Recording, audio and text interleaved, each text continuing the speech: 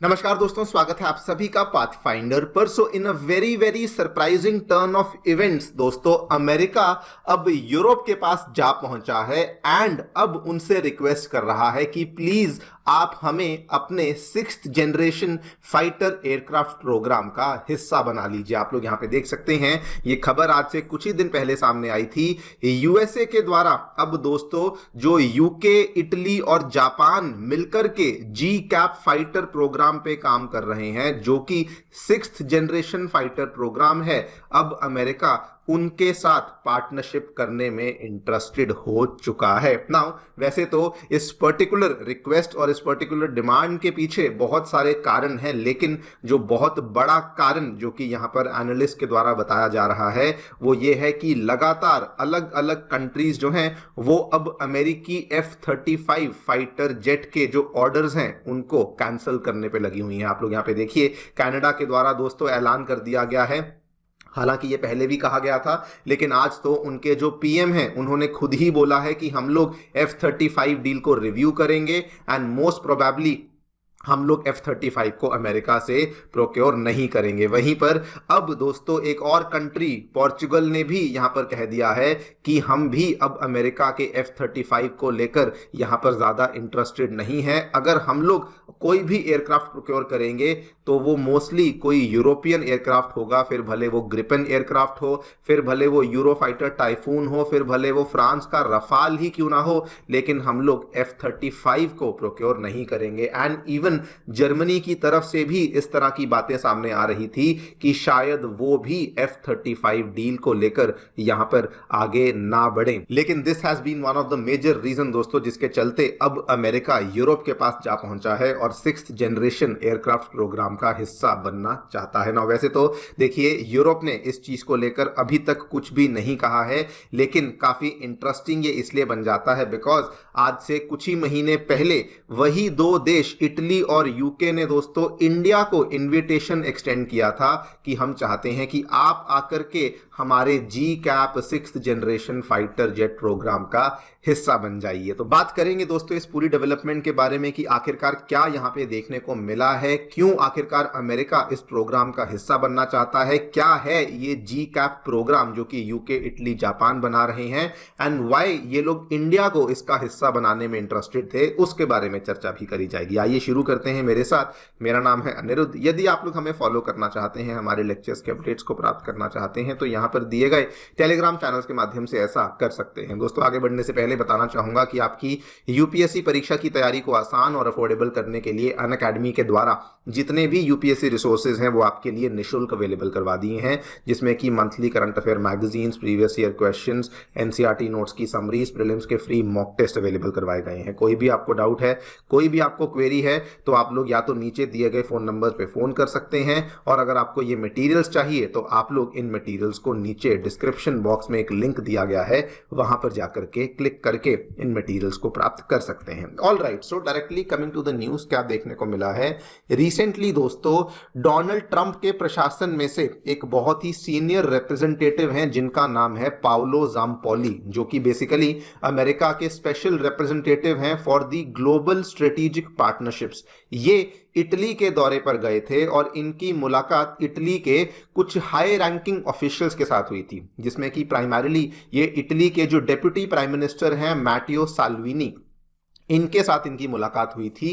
And वहीं पर इन्होंने इस चीज की यहां पे रिक्वेस्ट रखी थी कि हम चाहते हैं कि आप लोग जो ये 6th generation fighter aircraft programme पे काम कर रहे हैं, हमें भी उसका हिस्सा बनाया जाए। नाउ ये क्यों इसका हिस्सा बनना चाहते हैं, उसके पहले मैं आपको इस फाइटर प्रोग्राम के बारे में थोड़ी जानकारी दे दूं। दोस्तों इसका जो यहाँ पे टेक्निकल नेम है, it is basically called as the G cap project. इसको 2022 में लॉन्च किया गया था एंड इसमें प्राइमरीली हमें 3 कंट्रीज देखने को मिलती हैं, यूके है, जापान है, इटली है। और इनका जो मूल उद्देश्य था वो ये था कि हम लोग अल्टीमेटली एक 6th जनरेशन कॉम्बैट एयरक्राफ्ट को बनाना चाहते हैं जो कि इतना ज्यादा तगड़ा होगा, इतना ज्यादा सॉलिड होगा कि वो 2070 तक हमें कोई भी और नया एयरक्राफ्ट यहां पे बनाना पड़ेगा ही नहीं। और ये एक मल्टी बिलियन डॉलर इनिशिएटिव था जिसमें कि तीनों कंट्रीज की तीन बड़ी बड़ी कंपनियां, जापान की दोस्तों मित्सुबिशी इंडस्ट्रीज, उसके बाद यूके की यहां पर जो ये BAE सिस्टम्स एंड इटली की जानी मानी लियोनार्डो,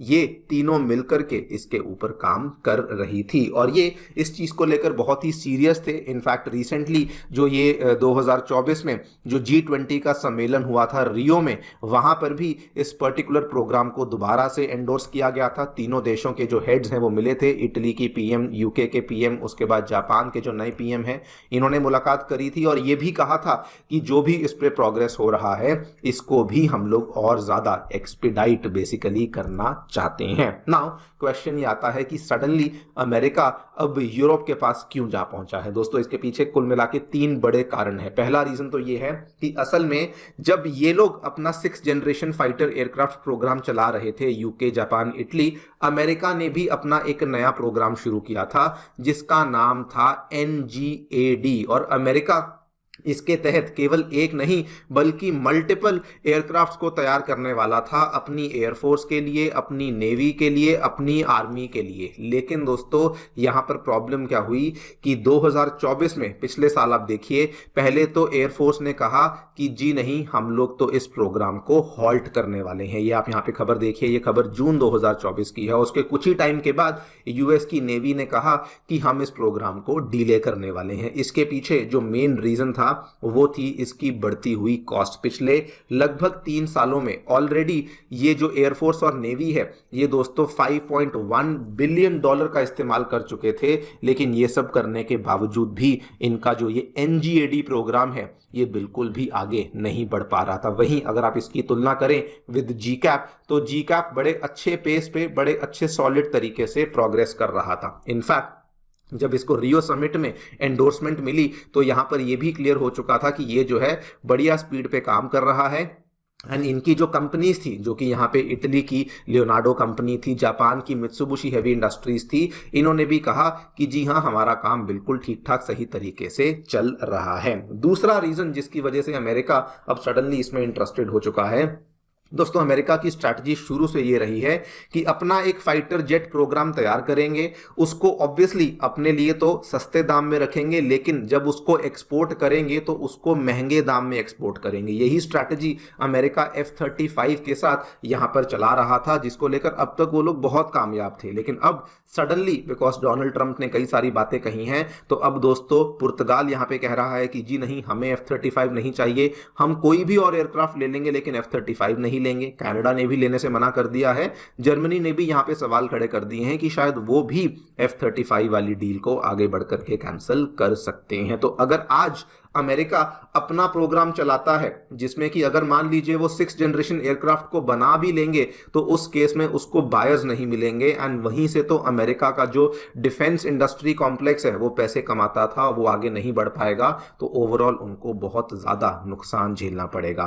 तीसरा रीजन जिसकी वजह से आज अमेरिका यूरोप के पास जा पहुंचा है दोस्तों, दैट इज चाइना। आपको मालूम होगा पिछले साल चाइना ने अपना so called 6th generation fighter aircraft को अनवील कर दिया था, जिसको कि चाइना J-36 का नाम दे रहा था, जिसमें कि आपने देखा भी होगा, बहुत सारी खबरें वायरल हुई थी कि इसमें कोई टेल नहीं है और ये दुनिया का सबसे एडवांस एयरक्राफ्ट है। और जैसे ही ये अनवेल हुआ, ऑब्वियसली बैलेंस ऑफ पावर एकदम से शिफ्ट हो गया टुवर्ड्स चाइना, जिसकी वजह से अमेरिका बहुत टेंशन में आ चुका है। एंड ऑब्वियसली उनका जो प्रोग्राम है वो आगे नहीं बढ़ रहा, इसलिए भी वो अब सडनली यूरोप के पास आ पहुंचा है। अब देखिए यूरोप क्या करता है, ये तो खैर समय ही बताएगा। स्पेसिफिकली आज के टाइम पे मुझे नहीं लगता कि यूरोप किसी भी प्रकार का जवाब देगा, बिकॉज ऑलरेडी बहुत सारे फ्रैक्चर्स, बहुत सारे क्रैक्स हैं जो कि यूएस और यूरोप के रिलेशनशिप में आ चुके हैं। लेकिन इंटरेस्टिंगली ये दोस्तों पिछले साल के एंड की बात है, दिसंबर 2024 में इटली और यूके ने इंडिया को इन्वाइट किया था कि आप आइए और हमारे GCAP 6th generation fighter jet programme का हिस्सा बनिए। आप लोग यहाँ पे देखिए,